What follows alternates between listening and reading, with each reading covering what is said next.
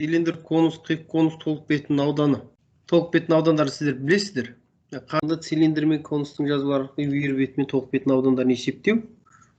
Енді мынарда міне цилиндр мен конустың жазбаларын жасай алу керек. Бүгінгі мақсат. Цилиндр мен конустың бүйір беті мен толық бетінің аудандарын есептей алуымыз керек. Цилиндрдің жазбасы мынау екенін білесіздер ғой.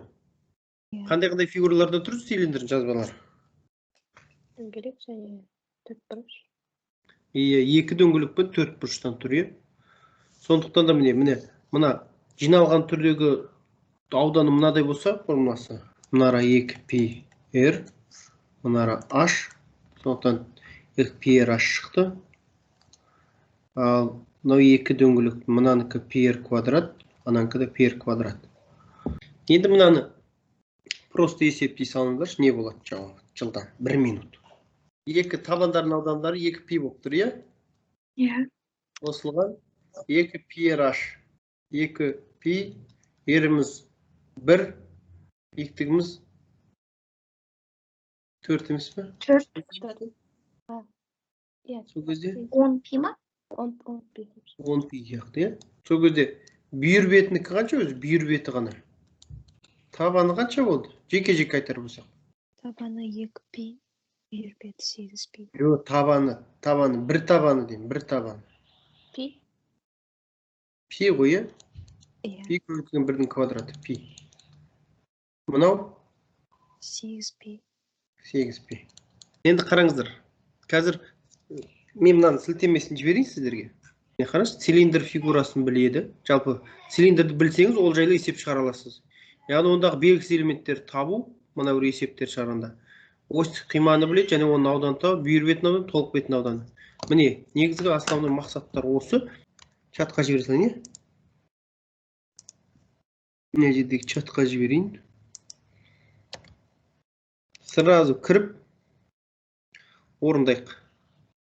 Осындай нәрсе шықты ғой, сіздерде.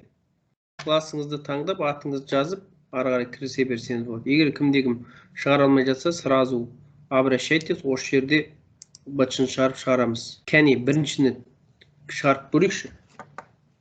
Қалай шығарар едік? Осьтік қима деген осы, мына жерде пайда болған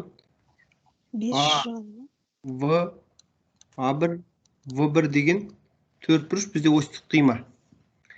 Бізге не дейді? Осьтік қиманың диагоналін тап дейді. Дұрыс айтады, мына жер 2 болады, мына жер 3 болады, төртбұрышты қарайтын болсақ, мынадай төртбұрышқа келді, сізде? Дұрыс айтасыз, мынара 4, мынара 3, мына диагональ тап деп тұр бізде. Осьтік диагональді, осьтік қиманың диагональ деген осы. Дұрыс айтасыз, 5 болады екен Пифагор бойынша. Жауабыңызды мына жерге кіргізесіз. Тамаша. Цилиндр табанның радиусы 2 метр, биіктігі 3 метр. Осы есеп қой берген. Просто осьтік қиманың ауданын тап дейді. Не көріп тұрсыздар осьтік қимада? 4 бұрыш. 4 бұрыш. 4 бұрыштың ауданы не болады? Тік 4 бұрыштың. 4 бұрыштың ауданы неге тең? Мынандай тік 4 бұрыш көріп тұрсыздар ғой, Мұнарасы. Екі жақ қабырғасының көбейтіндісіне. Ой, болды. Ес қима, сол кезде осьтік қима. Тең 4 көбейту 3. Все, неше болады? 12. Санын ғана енгізе салыңыздар ана жерге. Өлшем бірлігін енгізбей ақ. Цилиндрдің табанының радиусы 2 метр дейді. Биіктігі 3 метр. Бүйір бетінің ауданы неге тең дейді? S тең PRH. 2πr. 12π. 2 көбейту π, көбейту анауымыз 2, көбейту анауымыз 3. Дұрыс айтасыз, 12π. Онықты, Ал енді цилиндрдің осьтік қимасының диагоналы мынандай дейді. Осьтік қимасы деген нәрсені түсіндіңіздер ғой? Мұғалім сұрақ қойшы. Дене бетінің ауданын деген айтады. Бетінің ауданы десе, ол толық беті деген сөз ғой. Фигура бетінің ауданы деген сөз, ол барлық толық беті деген сөз. Жақсы. 3 шықты. 6 шықты менде. Менде де 3 шықты. 6 дейді. Анда 6-ны 2-ге бөлу керек қой деймін. Осьтік қимасының диагоналі. Значит, нарадағы диагональ, нарадағы диагональ. 12 дейді. Еще нарада бір 60 градус. Мұғалім, менде 6 ол диаметрі, радиусы 3 шығады. Мұнарамыз сонда 30 градус. Дұрыс айтасыз, диаметрі 6 болады. Онда радиус қанша болады? 3. Келесі осы есеп биіктігін тап дейді. Косинус арқылы шығаруға болады екен, Косинус 30 градус Іргелес катетіміз H болады, анамыз 12 болады. Я Ол кезде түбірасты шықты. 30 градуста ол түбірас үш бөлінген 2 Менде болады. солай шықты. Былай болады. Жарайды. Цилиндрдің бүйір бетінің ауданы тап дейді. Бүйір бетінің ауданы қалай еді жаңа бізде? 2 PRH. Сол кезде биіктігіңіз бар міне таптыңыз, иә? 2 көбейтілген пи көбейтілген R-іміз қанша болды? 3. Иә. Тамаша. Міне мынаға сондай түрде жаз депті. Есепте проблема бар, соны айтыңыздаршы, мен бәрін шығармай қойын. Сол 11-ді қарай салыңызшы, 11-ді. Давай, Что 11-ді. сравнение. Цилиндрдің бүйір беті толық бетінің аудандары сәйкесінше төменде берілген дейді. Короче, бүйір бет неме еді? Формуласы неме еді өзі? 2 PRH. Ашым тең 30 пи дейді, иә? Толық бет, короче, ол 2 PRH қосылған 2 PR квадрат, ол тең 50 деп тұр, иә? Бізге сонда радиусын тап дейді. Радиус табу үшін мысалы мына бір 30 пиді мен мына жерге қойсам, мен онда ше 2 PR квадрат тең 50 пи. 50 пи азайту 30 пи деп жаза аламын ғой, иә? Иә, жаза аласыз. Демек 2 PR квадрат тең 20 пи. Так? Енді R квадрат екі жақта да пи бар, сондықтан пилерге қысқарып берейік, 20-ны 2-ге бөліп жіберейік, 10 болады. Демек R-ім тең түбір асты 10 болып тұр ғой. Жоқ, мынарда радиусын тап деп тұр. Радиусы түбір асты 10 екен. Енді мына жерде биіктігін тап дейді. Биіктігі неге тең болады екен?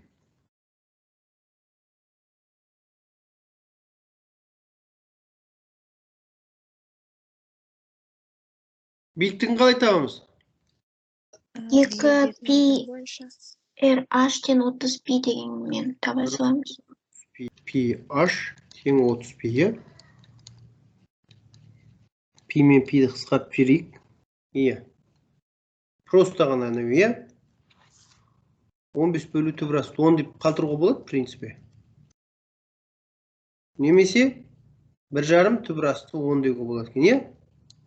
Тақ қабырғалары 6 және 10 см тіктөртбұрыштың кіші қабырғасын айналдырды. Яғни кіші қабырғасы тұр, бұл ось болды, мұнан айналдырды. Нәтижесінде бізде міне мынау кіші қабырғасы 6, осын ось етіп айналдырған кезде осындай цилиндр пайда болды. Түсінікті ғой, иә?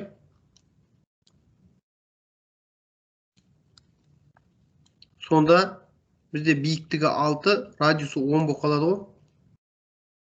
Пайда болған дененің цилиндрін. Ол кезде бізге нені тап деді? Дененің ауданы тап деді. Ауданы дегеніміз толық бетінің ауданы. Ол 2 PR квадрат. Ау? Осы жерде радиусы 10-ға тең бола ма, әлде ол диаметрі болады? 10 радиусы болады. Өйткені сіз осы біруарда мынаны бекітіп алдыңыз ғой. Сіз соны айналдырдыңыз сол осылан.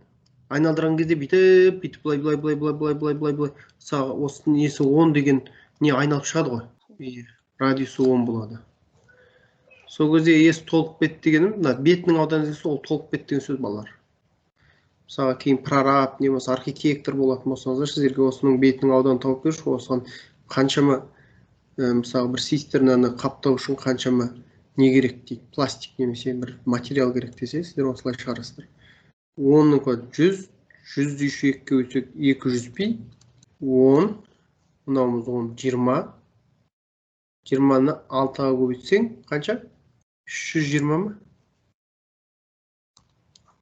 Енді мынау, бір 2 минуттай, 3 минуттай тез конустың жалпы элементтерін қайталап алайық. Міне, жаңа балаларда бір қиналыс пайда болды, ол мына осьтік қиманы салған кезде. Конустың осьтік қимасы мына бір ось арқылы өткен, яғни табандағы диаметр центр, табан дөңгелектің центрі арқылы өтетін мына бір мынараны біз А, В десек, мынараны бір С десек, міне. А, В, С деген үшбұрыш, ол бізде жаңағы осьтік қима болады ғой. Енді дұрыс конус дейміз. Дұрыс конус деген сөз, мына биіктігі табанына перпендикуляр болатын конусты дұрыс конус дейді. Біз көп жағдайда дұрыс конусты пайдаланамыз. Дұрыс емес конус, мысалға мынандай көлбеу конустар болады. Мысалы биіктігі мына жанына түсіп жататын.